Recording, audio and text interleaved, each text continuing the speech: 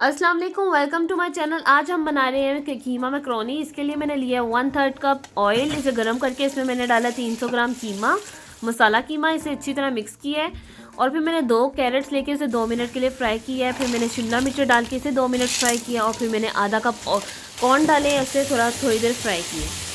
और अब इन सबको मिक्स करने के बाद मैंने इसमें डाला है एक स्मॉल साइज़ का अनियन और 8 से 10 ऑलिव डाले हैं स्लाइस करके।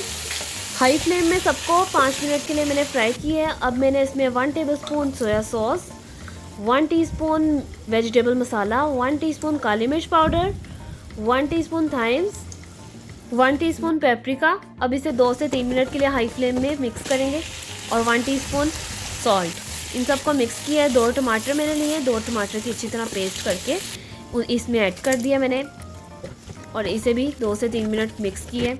फिर मैंने 2 कप मैक्रोनी लिए हैं, उन्हें बॉईल किया, बॉईल करके मसाले में मिक्स कर दिए अच्छी तरह।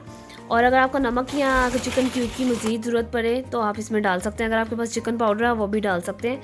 और अब मैंने लास्ट में इसमें चेडर चीज़ 1 कप डाला है और इसे 10 मिनट के लिए लो फ्लेम में कवर कर दिए और मैक्रोनी रेडी। अगर आपको मेरी रेसिपी पसंद आई इसे ज़रूर ट्राई करें। मोर वीडियोज़ के लिए मेरे चैनल को सब्सक्राइब करें, सबके साथ शेयर करें। टेक केयर, अल्लाह हाफिज़।